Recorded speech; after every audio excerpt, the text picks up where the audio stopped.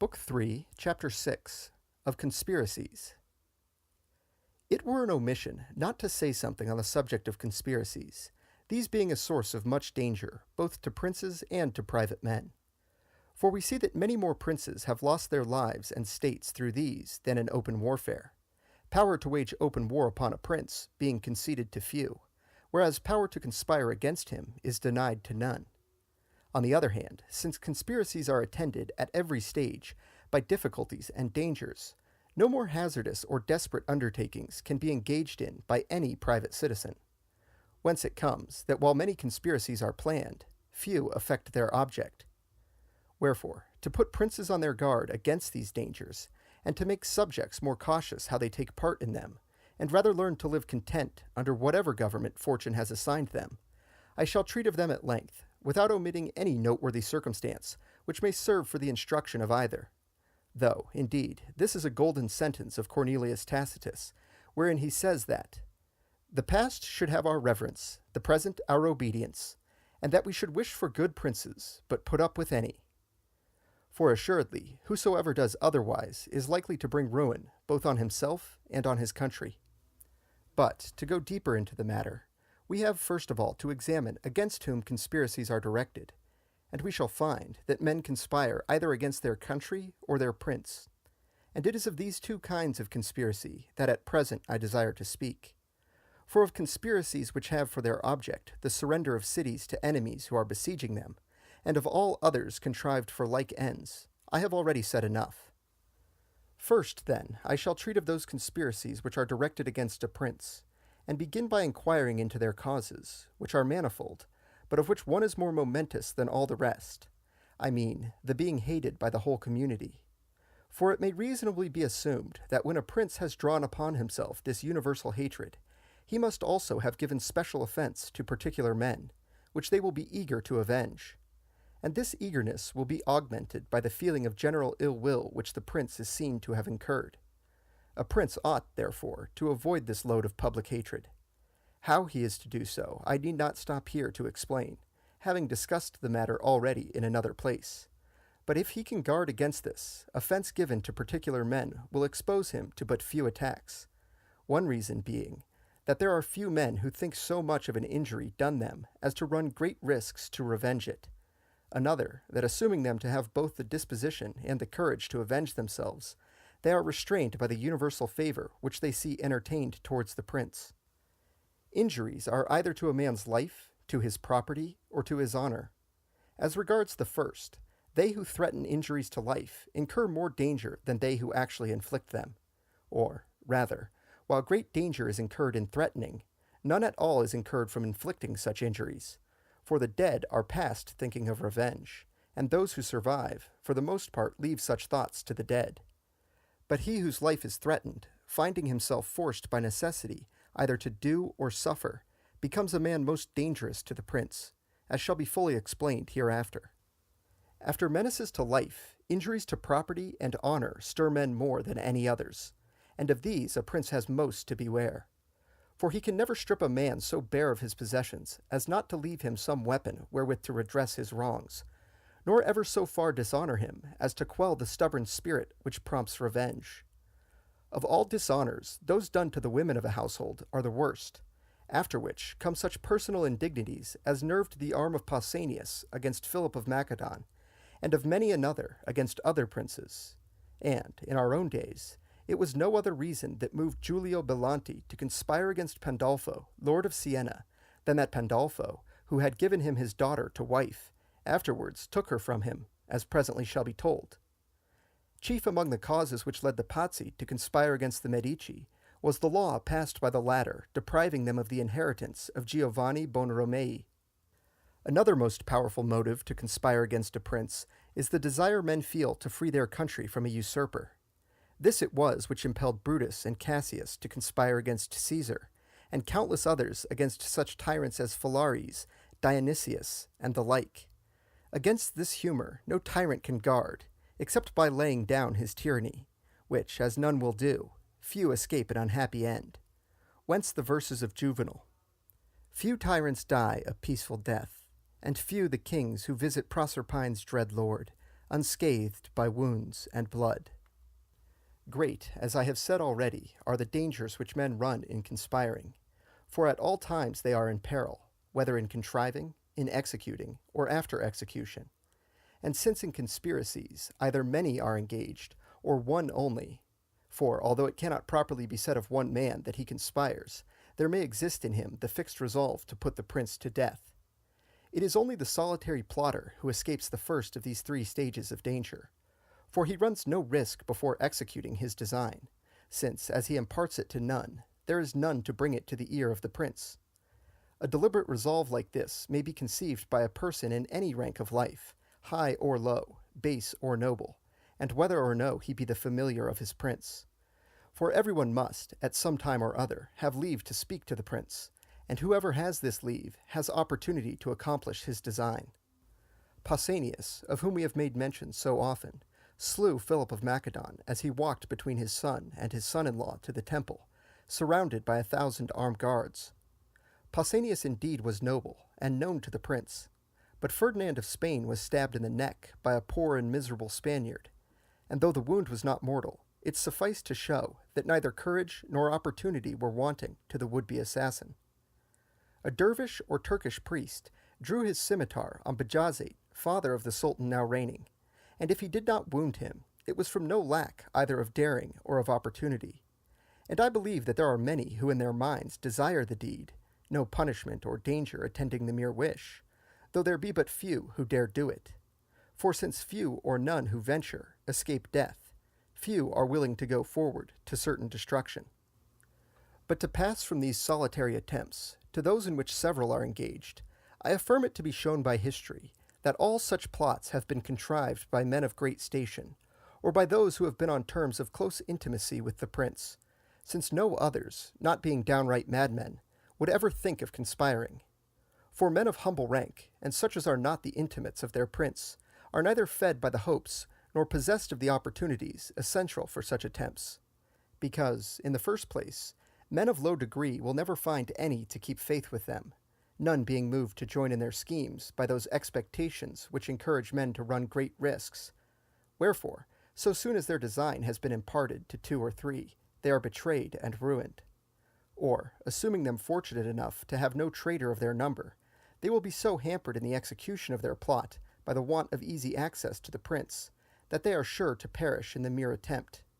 For if even men of great position, who have ready access to the prince, succumb to the difficulties which I shall presently notice, those difficulties must be infinitely increased in the case of men who are without these advantages. And because when life and property are at stake, men are not utterly reckless, on perceiving themselves to be weak, they grow cautious, and though cursing the tyrant in their hearts, are content to endure him, and to wait until someone of higher station than they comes forward to redress their wrongs, so that should we ever find these weaklings attempting anything, we may commend their courage rather than their prudence. We see, however, that the great majority of conspirators have been persons of position and the familiars of their prince, and that their plots have been as often the consequence of excessive indulgence as of excessive injury, as when Perennius conspired against Commodus, Plautianus against Severus, and Sejanus against Tiberius, all of whom had been raised by their masters to such wealth, honors, and dignities that nothing seemed wanting to their authority save the imperial name. That they might not lack this also, they fell to conspiring against their prince, but in every instance their conspiracies had the end which their ingratitude deserved. The only instance in recent times of such attempts succeeding is the conspiracy of Jacopo IV da Piano against Messer Piero Gambacorti, Lord of Pisa. For Jacopo, who had been bred and brought up by Piero, and loaded by him with honors, deprived him of his state. Similar to this, in our own days, was the conspiracy of Coppola against King Ferdinand of Aragon, for Coppola had reached such a pitch of power that he seemed to himself to have everything but sovereignty, in seeking to obtain which he lost his life, though if any plot entered into by a man of great position could be expected to succeed, this certainly might, being contrived, as we may say, by another king, and by one who had the amplest opportunities for its accomplishment. But that lust of power which blinds men to dangers darkened the minds of those to whom the execution of the scheme was committed, who, had they only known how to add prudence to their villainy, could hardly have missed their aim. The prince, therefore, who would guard himself against plots, ought more to fear those men to whom he has been too indulgent than those to whom he has done great wrongs. For the latter lack opportunities which the former have in abundance, and the moving cause is equally strong in both, lust of power being at least as strong a passion as lust of revenge. Wherefore, a prince should entrust his friends with so much authority only as leaves a certain interval between his position and theirs, that between the two something be still left them to desire. Otherwise, it will be strange if he do not fare like those princes who have been named above. But to return from this digression, I say that having shown it to be necessary that conspirators should be men of great station, and such as have ready access to the prince, we have next to consider what have been the results of their plots, and to trace the causes which have made them succeed or fail. Now, as I have said already, we find that conspiracies are attended by danger at 3 stages: before, during, and after their execution, for which reason very few of them have had a happy issue, it being next to impossible to surmount all these different dangers successfully. And to begin with those which are incurred beforehand, and which are graver than all the rest, I say that he must be both very prudent and very fortunate who, when contriving a conspiracy, does not suffer his secret to be discovered. Conspiracies are discovered either by disclosures made or by conjecture. Disclosures are made through the treachery or folly of those to whom you communicate your design. Treachery is to be looked for, because you can impart your plans only to such persons as you believe ready to face death on your behalf, or to those who are discontented with the prince. Of men whom you can trust thus implicitly, 1 or 2 may be found. But when you have to open your designs to many, they cannot all be of this nature, and their goodwill towards you must be extreme if they are not daunted by the danger and by fear of punishment. Moreover, men commonly deceive themselves in respect of the love which they imagine others bear them, nor can ever be sure of it until they have put it to the proof. But to make proof of it in a matter like this is very perilous, and even if you have proved it already and found it true in some other dangerous trial, you cannot assume that there will be the same fidelity here, since this far transcends every other kind of danger. Again, if you gauge a man's fidelity by his discontent with the prince, you may easily deceive yourself, for so soon as you have taken this discontented man into your confidence, you have supplied him with the means whereby he may become contented, so that either his hatred of the prince must be great indeed, or your influence over him extraordinary, if it keep him faithful. Hence it comes that so many conspiracies have been discovered and crushed in their earliest stage, and that when the secret is preserved among many accomplices for any length of time, it is looked on as a miracle, as in the case of the conspiracy of Piso against Nero, and, in our own days, in that of the Pazzi against Lorenzo and Giuliano de' Medici, which last, though more than 50 persons were privy to it, was not discovered until it came to be carried out. Conspiracies are disclosed through the imprudence of a conspirator when he talks so indiscreetly that some servant or other person not in the plot overhears him, as happened with the sons of Brutus, who, when treating with the envoys of Tarquin, were overheard by a slave who became their accuser, or else through your own weakness in imparting your secret to some woman or boy whom you love, or to some other such light person, as when Dimnus, who was one of those who conspired with Philotas against Alexander the Great, revealed the plot to Nicomachus, a youth whom he loved, who at once told Ceballinus, and Ceballinus the king. Of discoveries by conjecture, we have an instance in the conspiracy of Piso against Nero. For Scaevinus, one of the conspirators, the day before he was to kill Nero, made his will, liberated all his slaves and gave them money, and bade Milicus, his freedman, sharpen his old rusty dagger and have bandages ready for binding up wounds. From all which preparations, Milicus, conjecturing what work was in hand, accused Scaevinus before Nero, whereupon Scaevinus was arrested, and with him Natalis, another of the conspirators, who the day before had been seen to speak with him for a long time in private. And when the two differed in their account of what then passed between them, they were put to the torture and forced to confess the truth. In this way the conspiracy was brought to light, to the ruin of all concerned. Against these causes of the discovery of conspiracies, it is impossible so to guard as that either through treachery, want of caution, or levity, the secret shall not be found out, whenever more than 3 or 4 persons are privy to it. And whenever more than one conspirator is arrested, the plot is certain to be detected, because no two persons can perfectly agree in a false account of what has passed between them. If only one be taken, should he be a man of resolute courage, he may refuse to implicate his comrades, but they on their part must have no less courage to stay quiet where they are, and not betray themselves by flight. For if courage be absent anywhere, whether in him who is taken or in those still at large, the conspiracy is revealed. And what is related by Titus Livius as having happened in the conspiracy against Hieronymus, tyrant of Syracuse, is most extraordinary, namely, that on the capture of one of the conspirators, named Theodorus, he, with great fortitude, withheld the names of all his accomplices, and accused friends of the tyrant, while his companions, on their part, trusted so completely in his courage, that not one of them quitted Syracuse, or showed any sign of fear. All these dangers, therefore, which attend the contrivance of a plot, must be passed through before you come to its execution. Or if you would escape them, you must observe the following precautions. Your first and surest, nay, to say truth, your only safeguard, is to leave your accomplices no time to accuse you, for which reason you must impart the affair to them only at the moment when you mean it to be carried out, and not before. Those who have followed this course have wholly escaped the preliminary dangers of conspiracies, and, generally speaking, the others also. Indeed, I may say that they have all succeeded, and that it is open to every prudent man to act as they did. It will be enough to give 2 instances of plots effected in this way.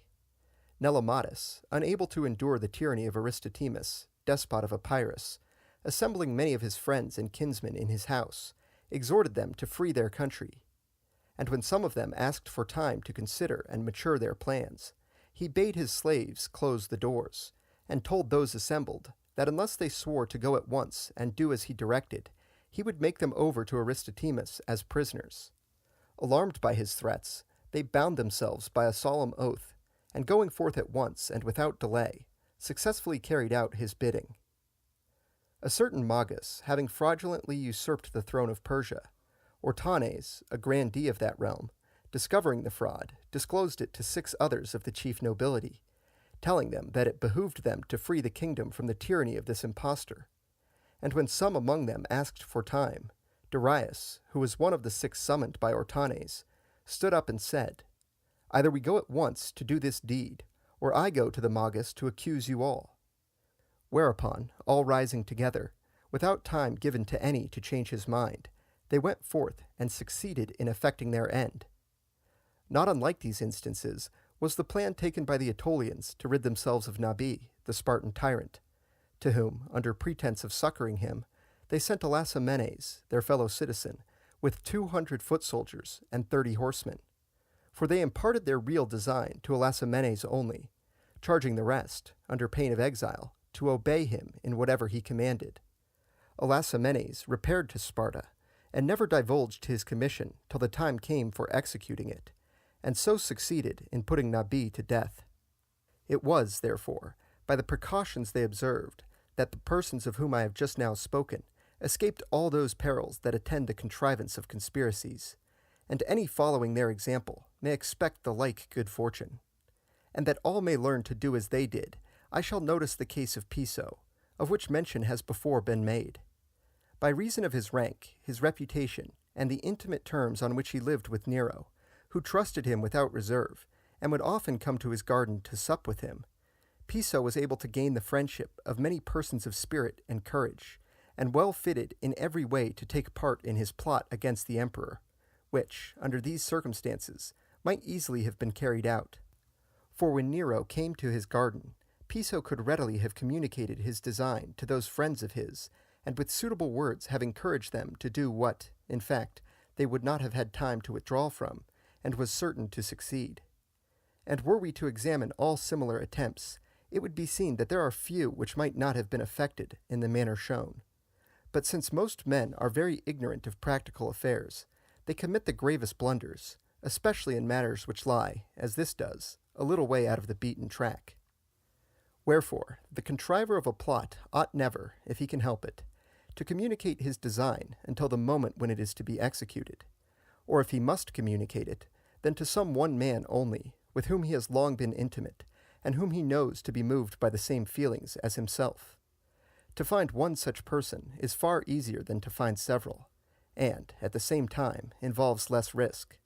For though this one man may play you false, you are not left altogether without resource, as you are when your accomplices are numerous. For I have heard it shrewdly said, that to one man you may impart anything, since, unless you have been led to commit yourself by writing, your denial will go as far as his assertion. Shun writing, therefore, as you would a rock, for there is nothing so damning as a letter under your own hand. Plautianus, desiring to procure the deaths of the Emperor Severus and his son Caracalla, entrusted the business to the tribune Saturninus, who, being more disposed to betray than obey Plautianus, but at the same time afraid that, if it came to laying a charge, Plautianus might be believed sooner than he, asked him for a written authority, that his commission might be credited. Blinded by ambition, Plautianus complied, and forthwith was accused by Saturninus, and found guilty. Whereas, but for that written warrant, together with other corroborating proofs, he must have escaped by his bold denial of the charge. Against the testimony of a single witness, you have thus some defense, unless convicted by your own handwriting, or by other circumstantial proof, against which you must guard. A woman, named Epicharis, who had formerly been a mistress of Nero, was privy to Piso's conspiracy, and thinking it might be useful to have the help of a certain captain of triremes, whom Nero had among his bodyguards, she acquainted him with the plot, but not with the names of the plotters. This fellow, turning traitor, and accusing Epicharis to Nero, so stoutly did she deny the charge, that Nero, confounded by her effrontery, let her go. In imparting a plot to a single person, there are, therefore, two risks. One, that he may come forward of his own accord to accuse you. The other, that if arrested on suspicion, or on some proof of his guilt, he may, on being convicted, in the hope to escape punishment, betray you. But in neither of these dangers are you left without a defense, since you may meet the one by ascribing the charge to the malice of your accuser, and the other by alleging that the witness has been forced by torture to say what is untrue. The wisest course, however, is to impart your design to none, but to act like those who have been mentioned above. Or, if you impart it, then to one only, for although even in this course there be a certain degree of danger, it is far less than when many are admitted to your confidence. A case nearly resembling that just now noticed is where an emergency, so urgent as to leave you no time to provide otherwise for your safety, constrains you to do to a prince what you see him minded to do to you. A necessity of this sort leads almost always to the end desired, as two instances may suffice to show. Among the closest friends and intimates of the Emperor Commodus were two captains of the Praetorian Guards, Letus and Electus, while among the most favored of his mistresses was a certain Martia. But because these three often reproved him for his manner of living, as disgraceful to himself and to his station, he resolved to rid himself of them, and so wrote their names, along with those of certain others, whom he meant should be put to death the next night, in a list which he placed under the pillow of his bed.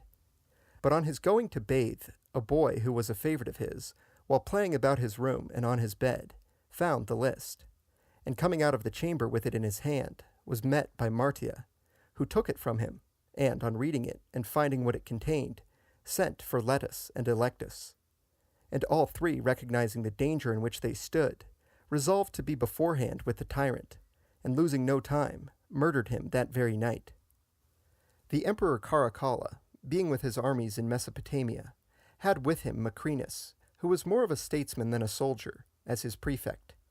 But because princes who are not themselves good are always afraid lest others treat them as they deserve, Caracalla wrote to his friend Maternianus in Rome to learn from the astrologers whether any man had ambitious designs upon the empire, and to send him word. Maternianus, accordingly, wrote back that such designs were entertained by Macrinus.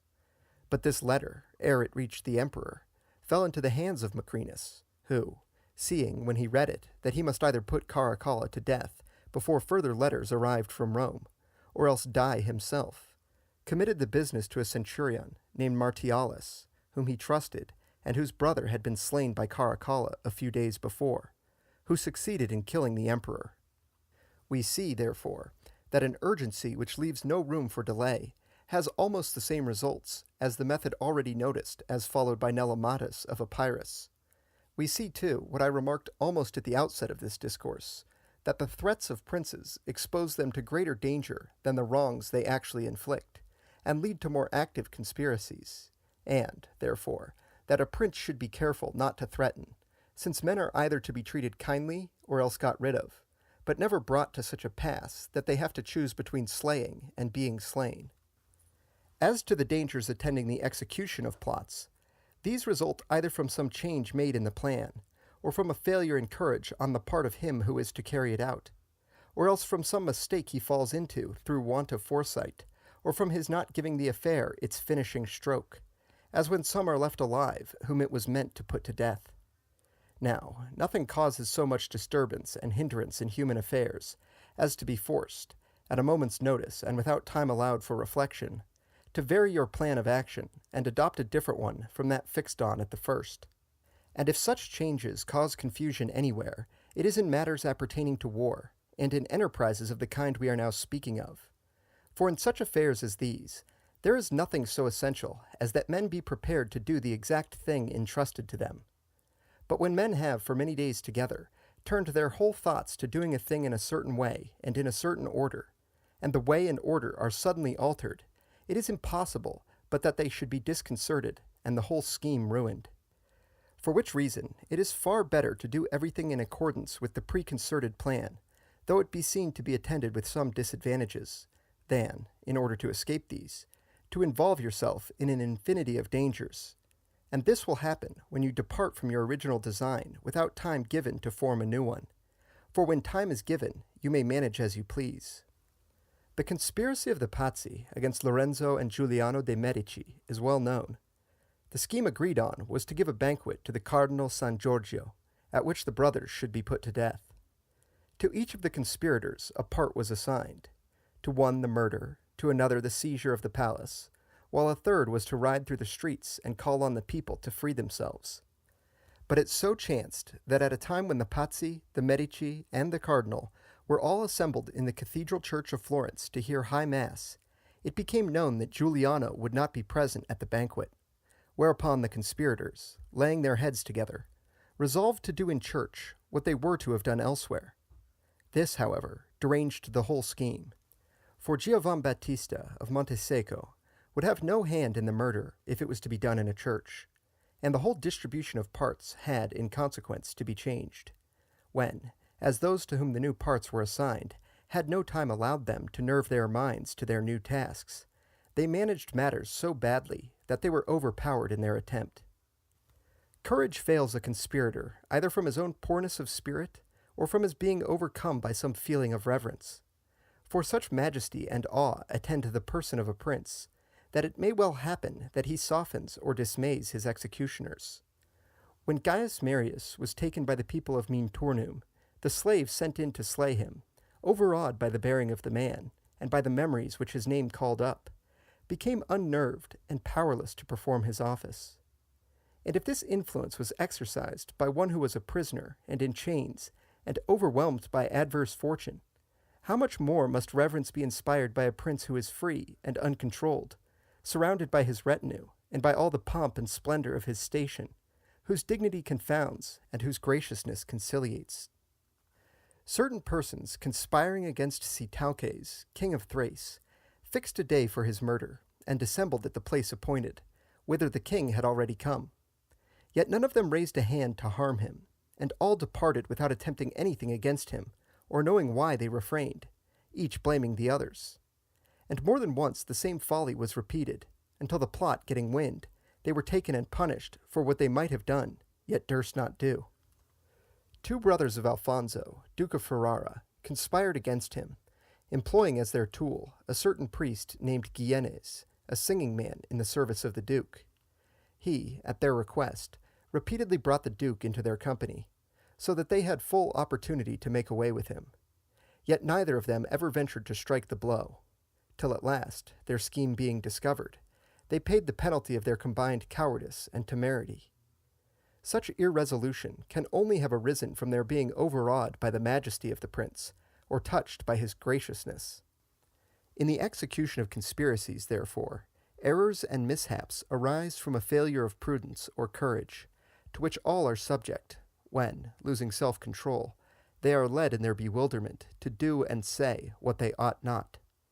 That men are thus confounded and thrown off their balance could not be better shown than in the words of Titus Livius, where he describes the behavior of Alasamenes, the Aetolian, at the time when he resolved on the death of Nabid the Spartan, of whom I have spoken before.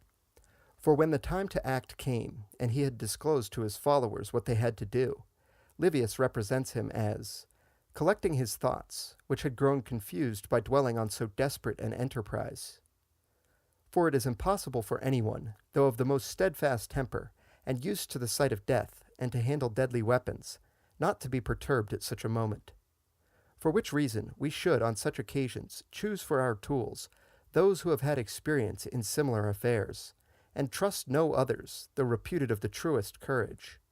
For in these grave undertakings, no one who is without such experience, however bold and resolute, is to be trusted.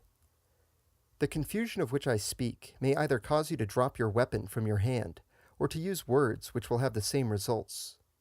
Quintianus, being commanded by Lucilla, sister of Commodus, to slay him, lay in wait for him at the entrance of the amphitheatre, and rushing upon him with a drawn dagger, cried out, "The Senate sends you this," which words caused him to be seized before his blow descended.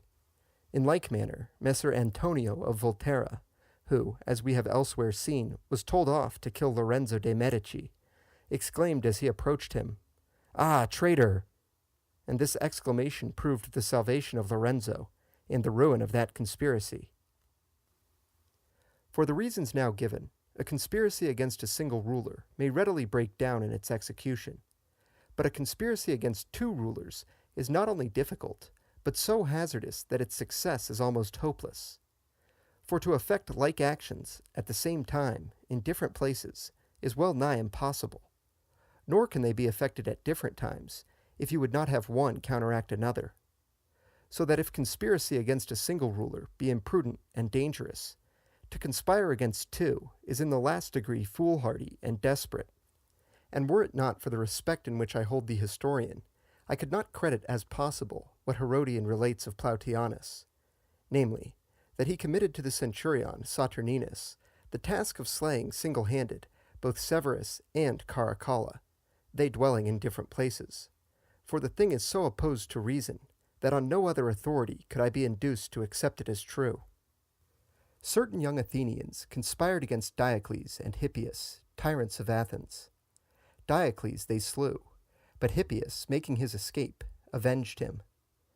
Chion and Leonidas of Heraclea, disciples of Plato, conspired against the despots Clearchus and Satyrus. Clearchus fell, but Satyrus survived and avenged him. The Pazzi, of whom we have spoken so often, succeeded in murdering Giuliano only. From such conspiracies, therefore, as are directed against more heads than one, all should abstain. For no good is to be got from them, whether for ourselves, for our country, or for anyone else. On the contrary, when those conspired against escape, they become harsher and more insufferable than before, as, in the examples given, Florence, Athens, and Heraclea had cause to know. True it is that the conspiracy contrived by Pelopidas for the liberation of his country had to encounter every conceivable hindrance, and yet had the happiest end. For Pelopidas had to deal not with 2 tyrants only, but with 10, and so far from having their confidence, could not, being an outlaw, even approach them. And yet he succeeded in coming to Thebes, in putting the tyrants to death, and in freeing his country. But whatever he did was done with the aid of one of the counselors of the tyrants, a certain Charon, through whom he had all facilities for executing his design. Let none, however, take this case as a pattern, for that it was in truth a desperate attempt, and its success a marvel, was and is the opinion of all historians, who speak of it as a thing altogether extraordinary and unexampled. The execution of a plot may be frustrated by some groundless alarm or unforeseen mischance occurring at the very moment when the scheme is to be carried out. On the morning on which Brutus and his confederates were to slay Caesar, it so happened that Caesar talked for a great while with Gnaeus Pompilius Lanus, one of the conspirators, which some of the others observing were in terror that Pompilius was divulging the conspiracy to Caesar, whose life they would therefore have attempted then and there, without waiting his arrival in the Senate house, had they not been reassured by seeing that when the conference ended, he showed no sign of unusual emotion. False alarms of this sort are to be taken into account and allowed for, all the more that they are easily raised. For he who has not a clear conscience is apt to assume that others are speaking of him. A word used with a wholly different purpose may throw his mind off its balance and lead him to fancy that reference is intended to the matter he is engaged on, and cause him either to betray the conspiracy by flight, or to derange its execution by anticipating the time fixed. And the more there are privy to the conspiracy, the likelier is this to happen. As to the mischances which may befall, since these are unforeseen, they can only be instanced by examples which may make men more cautious. Giulio Belanti of Siena, of whom I have spoken before, from the hate he bore Pandolfo Petrucci, who had given him his daughter to wife, and afterwards taken her from him, resolved to murder him, and thus chose his time. Almost every day, Pandolfo went to visit a sick kinsman, passing the house of Giulio on the way, who, remarking this, took measures to have his accomplices ready in his house to kill Pandolfo as he passed. Wherefore, placing the rest armed within the doorway, one he stationed at a window to give the signal of Pandolfo's approach. It so happened, however, that as he came nigh the house, and after the lookout had given the signal, Pandolfo fell in with a friend who stopped him to converse. When some of those with him, going on in advance, saw and heard the gleam and clash of weapons, and so discovered the ambuscade, whereby Pandolfo was saved, while Giulio with his companions had to fly from Siena. This plot, accordingly, was marred, and Giulio's schemes balked, in consequence of a chance meeting. Against such accidents, since they are out of the common course of things, no provision can be made. Still, it is very necessary to take into account all that may happen, and devise what remedies you can. It now only remains for us to consider those dangers which follow after the execution of a plot. These, in fact, resolve themselves into one, namely, that some should survive who will avenge the death of the murdered prince. The part of avenger is likely to be assumed by a son, a brother, or other kinsman of the deceased, who, in the ordinary course of events, might have looked to succeed to the princedom. And such persons are suffered to live, either from inadvertence or from some of the causes noted already, as when Giovan Andrea of Lampugnano, with the help of his companions, put to death the Duke of Milan. For the son and two brothers of the Duke, who survived him, were able to avenge his death. In cases like this, indeed, the conspirators may be held excused, since there is nothing they can do to help themselves. But when, from carelessness and want of due caution, someone is allowed to live whose death ought to have been secured, there is no excuse. Certain conspirators, after murdering their lord, Count Girolamo of Forli, made prisoners of his wife and of his children, who were still very young. But thinking they could not be safe unless they got possession of the citadel, which the governor refused to surrender, they obtained a promise from Madonna Caterina, for so the countess was named, that on their permitting her to enter the citadel, she would cause it to be given up to them, her children, in the meantime, remaining with them as hostages. On which undertaking they suffered her to enter the citadel. But no sooner had she got inside than she fell to upbraid them from the walls with the murder of her husband, and to threaten them with every kind of vengeance. And to show them how little store she set upon her children, told them scoffingly that she knew how others could be got. In the end, the rebels, having no leader to advise them, and perceiving too late the error into which they had been betrayed, had to pay the penalty of their rashness by perpetual banishment. But of all the dangers which may follow on the execution of a plot, none is so much or so justly to be feared as that the people should be well affected to the prince whom you have put to death. For against this danger, conspirators have no resource which can ensure their safety. Of this we have example in the case of Caesar, who, as he had the love of the Roman people, was by them avenged. For they it was who, by driving out the conspirators from Rome, were the cause that all of them, at different times and in different places, came to violent ends.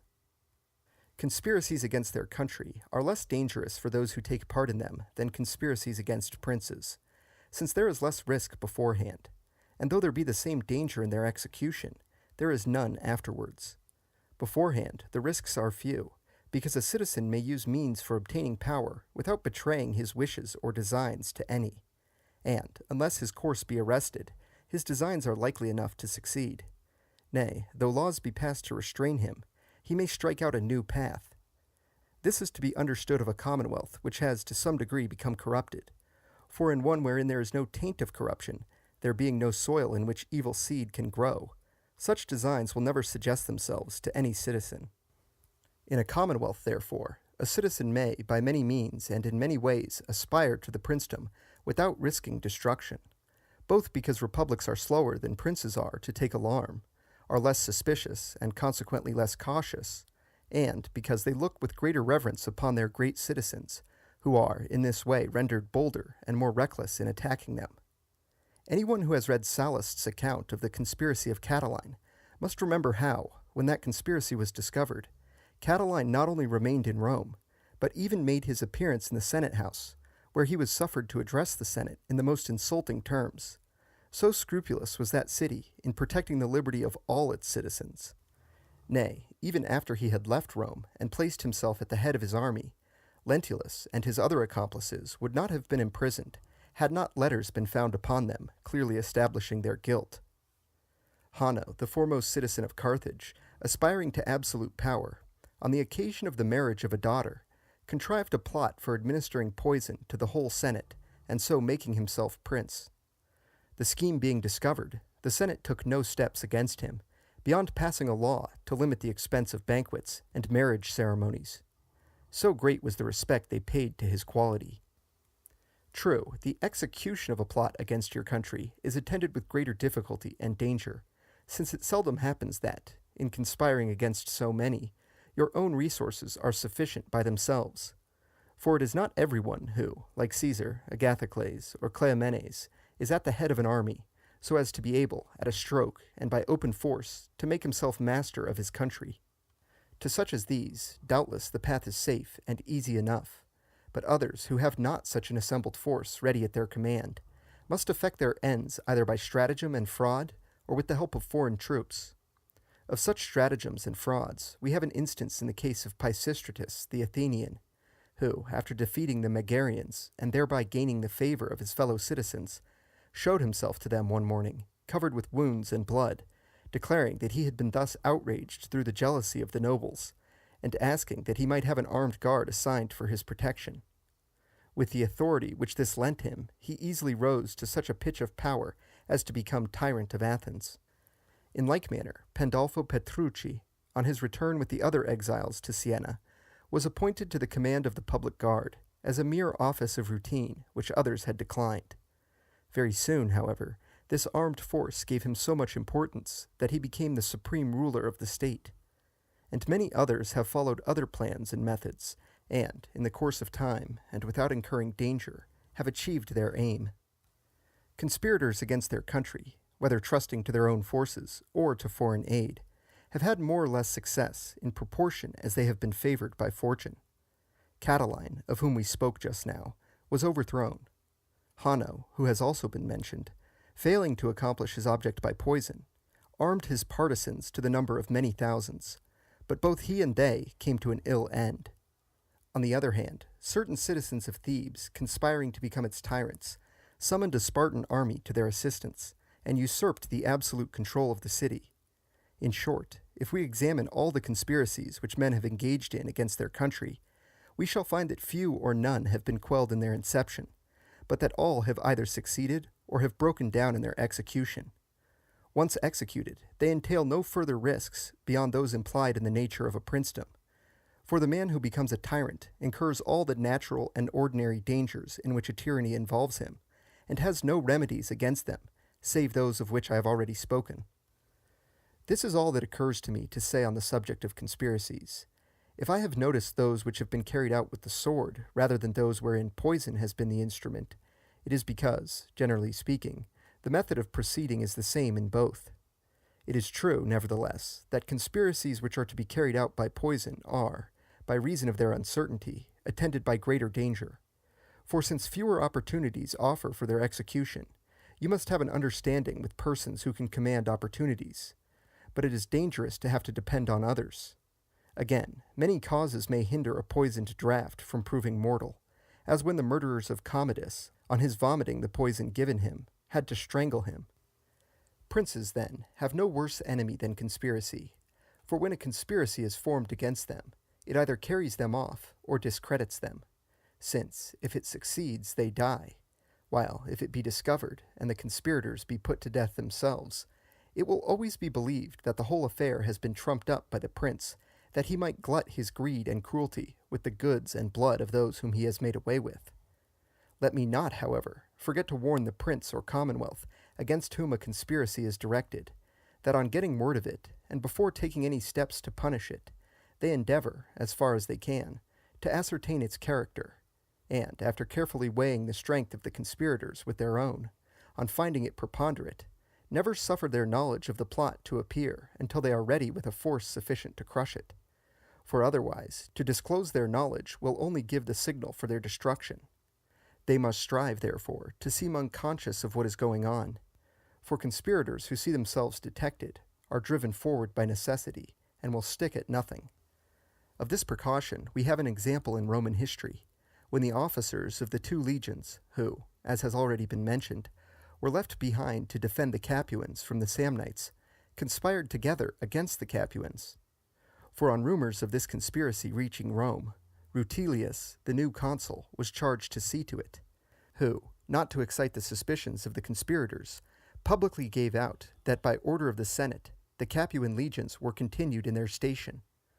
The conspirators, believing this, and thinking they would have ample time to execute their plans, made no effort to hasten matters, but remained at their ease, until they found that the consul was moving one of the 2 legions to a distance from the other.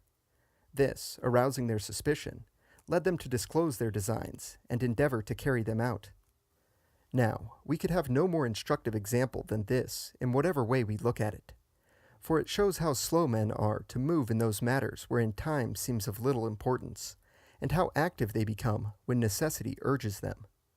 Nor can a prince or commonwealth, desiring for their own ends to retard the execution of a conspiracy, use any more effectual means to do so than by artfully holding out to the conspirators some special opportunity as likely soon to present itself, awaiting which, and believing they have time and to spare for what they have to do, they will afford that prince or commonwealth all the leisure needed to prepare for their punishment.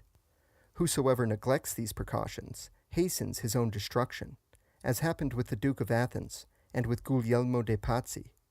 For the Duke, who had made himself tyrant of Florence, on learning that he was being conspired against, without further inquiry into the matter, caused one of the conspirators to be seized, whereupon the rest at once armed themselves and deprived him of his government.